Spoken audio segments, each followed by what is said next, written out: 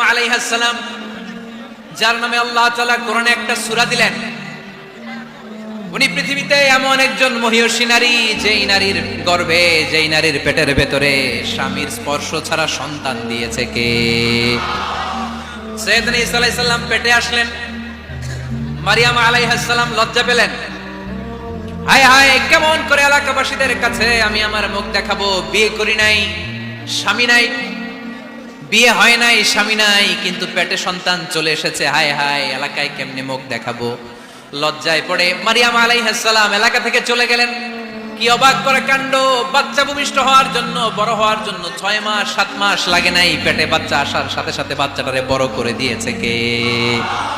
সাইয়্যিদাতুনা মারিয়াম আলাইহিস সালাম এবার বসে বললেন, বুঝতে আরম্ভ করলেন প্রেগন্যান্সির পেইন উঠেছে। হঠাৎ করে পেট থেকে বাচ্চা ভূমিষ্ঠ হয়ে যাওয়ার পরে উনি কাঁপতে আরম্ভ করলেন। ক্ষুধার চোটে খাবার কিছু নাই, সামনে ঝর্ণা, উপরে একটা খেজুর গাছ। সাইয়েদনা ঈসা আলাইহিস সালামকে কোলে নিয়ে মারিয়াম আলাইহিস সালাম মনে মনে ভাবে, হায় রে, কেউ যদি একটু খেজুর পেড়ে দিত, এই ক্ষুধার মুহূর্তে আমি খেজুর খেয়ে পেটের ক্ষুধা নিবারণ করতাম। রব্বুল আলামিন মারিয়ামকে উদ্দেশ্য করে আয়াত নাযিল করে দিলেন, ওয়া হুজ্জি ইলাইকি বিজিযিন নাখলাতি তুসাকিত আলাইকি রাতাবান জানিয়া। কুরআন সাক্ষী, হুজ্জি ইলাইকি বিজিযিন নাখলা, এর মানে হচ্ছে মারিয়াম কেউ পেড়ে দিবে না, একটু কষ্ট করে হাতটা উঁচু করে খেজুরের ডালা ধরে ঝাঁকুনি মারো, টসটসে কাঁচা পাকা খেজুর নিচের দিকে পড়বে, তারপর তুমি তুলে খাবে। সুবহানাল্লাহ পড়েন। আল্লাহ চাইলে অটোমেটিক্যালি কারামাত হিসেবে খেজুরগুলো নিচে ফেলতে পারতেন না? কথা কোন? খেজুরগুলো অটোমেটিক্যালি নিচের দিকে পড়ছে? পড়ে নাই। আল্লাহ শিক্ষা দিয়েছে, যেই পরিস্থিতিতে থাকো না কেন, তোমাকে শ্রম ব্যয় করে, কষ্ট করে তোমার উপার্জন করতে হবে, রিজিকের বন্দোবস্ত করতে হবে। চিল্লায় বলেন ঠিক কিনা? ইসলাম আমাদেরকে এটাই শিখিয়েছে, কাজে লজ্জা নাই।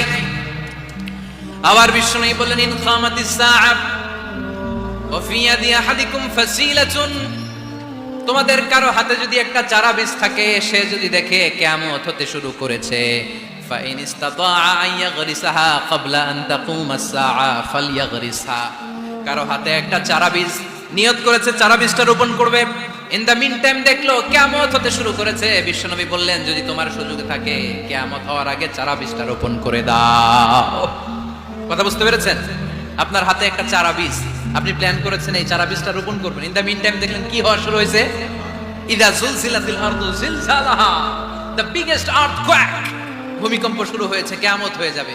বিশ্বনবী বললেন, কিয়ামত হইতেছে ওদিকে, আর তোমার হাতে যদি চারা বীজ থাকে, দেরি করো না, কিয়ামত তোমার কাছ পর্যন্ত আসার আগে সুযোগ পেলে চারা বীজটা রোপণ করে দাও। ইসলাম শিখিয়েছে শেষ নিঃশ্বাস পর্যন্ত তোমাকে লড়ে যেতে হবে। এই পৃথিবীতে কেউ কাউকে জায়গা করে দেয় না, জায়গা করে নিতে হবে। এই পৃথিবীটা, the life is not a bed of roses, এটা ফুল বিছানো কোনো ফুল সজ্জা নয়, এটা কণ্টকাকীর্ণ। কেউ আপনার স্পেস করে দিবে না, কেউ আপনাকে সুযোগ করে দিবে না, কেউ আপনার জায়গা করে দিবে না, বরং আপনি জায়গা করে নিলে টাইনা নিচে নামাবে। কথা বলেন? এজন্য কখনো অলসতাকে স্থান দেয়া যাবে। রাসূল বাত্তালি দুক্কানু শয়তান, অলস মস্তিষ্ক শয়তানের আড্ডা। অলস যদি কেউ থাকে, এটারে টেনে বেঁধে কাজে নামাবে, পারা যাবে? আলহামদুলিল্লাহ, লক্ষ্মীপুরের এরকম অলস ঠেলে ফেলে নাই, আছে। আমরা আজকে অলসতাকে নো বলে যাবো এই মাহফিল থেকে। অলসতাকে আমরা কি বলবো? আওয়াজ করে বলতে হবে, অলসতাকে কি বলবো আমরা? মুমিনের জীবনে কোনো অলসতা নাই। অলস হয় মুনাফিকরা। অলস হয় কারা? চিল্লায় বলতে হবে। মুমিনরা অলস হয়। অলস হয় কারা? এজন্য কোরআনে আল্লাহ একথাও বলে দিলেন, ওয়াইদা কামু ইলাস সালাতি কামু কুসালা ইউরাউনান নাসা ওয়ালা ইয়াযকুরুনাল্লাহা ইল্লা কালিলা। সুবহানাল্লাহ পড়েন। মুনাফিকরা যখন মানুষকে দেখানোর জন্য নামাজে যায়, ওই নামাজে তাদের ইখলাস নাই, ওই নামাজের ভেতরে তাদের কোনো খুশু খুদু নাই, ওই নামাজের ভেতরে আছে শুধু অলসতা। ওই নামাজে কি আছে? কিন্তু আমরা যখন নামাজে যাই, আমাদের অলসতা আছে? আমরা নামাজ পড়লে আমাদের হৃদয়টারে সজীব করে দেয় কে? আমরা ওযু করলে আমাদের মনটাকে চাঙ্গা করে দেয় কে? আমরা মসজিদে ঢুকলে হৃদয়টাকে প্রাণবন্ত করে দেয় কে? মুমিন তো নামাজে গেলে চাঙ্গা হয়, মুমিন ওযু করলে চাঙ্গা হয়। বিষ্ণু ইসা ইসলাম বললেন, ইয়াকিদু শাইতানু আলা কাফিয়াতি রাসি আহাদিকুম ইযা নাম। খেয়াল করে শুনবেন লক্ষ্মীপুরের ভাইরা, চমৎকার একটা হাদিস। আমরা যখন ঘুমোতে যাই, শয়তান আমাদের প্রত্যেকের মাথার পিছনে 3টা অলসতার গিট মারে। কয়টা? আওয়াজ করে বলেন। 3টা অলসতার গিট মারে। ইয়াকিদু শাইতানু আলা কাফিয়াতি রাসি আহাদিকুম সালাসা উকাব। 3টা গিট মারে যখন আমরা ঘুমোতে যাই। অলসতার 3টা গিট মেরে আমাদের কানের সামনে এসে ফিসফিস করে মন্ত্র পড়তে থাকে, আলাইসা লাইলুন তাওয়িলুন ফারকুদ, আলাইসা লাইলুন তাওয়িলুন ফারকুদ। বিশাল লম্বা রাত, ঘুমাও, অনেক সময় আছে, ঘুমাও। রাত 5টা বেজে যাচ্ছে, তাহাজ্জুদের সময় শেষ হয়ে যাচ্ছে, তখনও শয়তান বলে রাত অনেক লম্বা, ঘুমাও। ফজরের সময় পার হয়ে যাচ্ছে, সূর্য উঠে যাচ্ছে, শয়তান বলে আলাইসা লাইলুন তাওয়িলুন ফারকুদ, এখনো অনেক সময় আছে, লম্বা লম্বা লম্বা চৌড়া রাত পড়ে আছে, তুমি ঘুমাও। বিশ্বনবী বললেন ফাইন ইস্তাইকাযা ওয়া যাকারাল্লাহ ইনহাল্লাত উকদাব। আমার উম্মতের কেউ যখন ঘুম থেকে জেগে ঘুম থেকে ওঠার দোয়া পড়া শুরু করে দেয়, অলসতার প্রথম গিটটা সাথে সাথে খুলে দেয় কে? আপনি ঘুম থেকে উঠেই যখন ঘুম থেকে ওঠার দোয়া পড়বেন, আপনার অলসতার প্রথম গিট খুলে দেয় কে? ঘুম থেকে ওঠার দোয়াটা কি? আলহামদুলিল্লাহিল্লাযী আহিয়ানা বা'দামা আমাতানা ওয়া ইলাইহিন নুশুর। প্রশংসা সে আল্লাহ, যে আল্লাহ আমাদেরকে লম্বা একটা ঘুম শেষে, মৃত্যু শেষে আমাদেরকে ঘুম থেকে উঠালেন। এই দোয়াটা পড়ার সাথে সাথে শয়তান যে 3টা গিট মারছে, ওই 3টার একটা খুলে দেয় কে? Fine তাওয়াদ্দা in হাল্লাত উকদা। ঘুম থেকে জেগে ঘুমের দোয়া পড়ার পরে যখন কেউ ওযু করে ফেলে, অলসতার দ্বিতীয় গিটটাও খুলে দেয় কে? ওযু করার পরে ফাইন সাল্লাত ইন হাল্লাত উকদা, নামাজের মুসল্লায় দাঁড়িয়ে যখন নামাজ শুরু করে দেয়, অলসতার 3 নাম্বার গিটটাও খুলে দেয় কে? 3টা গিট যখন খুলে দেয়, বিষ্ণু ইসা ইসলাম বললেন ফাসবাহা নাশীতাল কলব। নাশীত, তখন মুমিন বান্দা সজীব হয়ে ওঠে, প্রাণবন্ত হয়ে ওঠে, উচ্ছ্বসিত হয়ে ওঠে। ওয়া ইল্লা খাবিসান নাফসি কাসলান।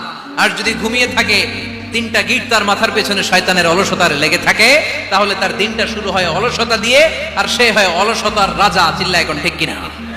এজন্য আমরা কি অলস হতে চাই না কর্মঠ হতে চাই? কোন নবীরা কি অলস ছিলেন? পৃথিবীতে কোন নবী অলস ছিলেন? সব নবী কর্মঠ ছিলেন। বিষ্ণু ইসা ইসলাম বললেন মা বাআসাল্লাহু নাবিয়্যান ইল্লা রাআল গানাম। এই পৃথিবীতে এমন কোন নবী নাই যেই নবী বকরি চড়ায় নাই। কি চড়ায় নাই? বকরিরে আপনারা লক্ষ্মীপুরের ভাষায় কি বলেন? কি বলেন? ছাগল। তো পৃথিবীতে এমন কোন নবী নাই যেই নবী কি চড়ায় নাই? ছাগল চড়ায় নাই। সাহাবারা বললেন ইয়া রাসূলুল্লাহ আনতা কাযালিক, আপনিও ছাগল চড়াইছেন? বিষ্ণু ইসা ইসলাম বললেন না, আমিও ছাগল চড়িয়েছি। ওয়া ইন্নী আরআহা আলা কারারাইতি আহলি মক্কা, আমি তো মক্কাবাসীদের অল্প কিছু পয়সার বিনিময়ে তাদের ছাগলগুলোকে চড়িয়ে দিতাম। সুবহানাল্লাহ পড়বেন না? বিষ্ণু ইসা ইসলাম ছাগল চড়াতেন। ছাগল চড়ানো সহজ কাজ না কঠিন কাজ? কেন কঠিন এটা? হ্যাঁ, টেরা খুঁটি মারে। হ্যাঁ, তো ছাগল যারা পালে তারা জানে ছাগল পালা কত কষ্ট। ওরে ডানে টান দিলেও কই যায়, রশি ধরে বায়ে টান দিলে কই যায়, সামনে টানলে কই যায়, পিছনে টানলে কই যায়। সারা সপ্তাহ আপনি সময় পান না এটার গোসল করাবেন। ভাবলেন আজকে জুমার দিন আমিও গোসল করি, এটারও গোসল করাই। এটারে আপনি পুকুর ঘাটে নিবেন, টান দিয়েছেন, ওর বাপের কিরা ও 1 ইঞ্চিও সামনে যাবে না। ঠিক কি না? এই টেরা প্রাণী আল্লাহর কি মহিমা। আল্লাহ তাআলা পৃথিবীর সবচেয়ে শ্রেষ্ঠতম মানুষদেরকে ছাগল চড়িয়ে ছেড়েছেন। ঠিক কি না? মা বাআসাল্লাহু নাবিয়্যান ইল্লা রাআল গানাম। এই পৃথিবীতে এমন কোন নবী ছিল না যে নবীরা ছাগল চড়ায় নাই।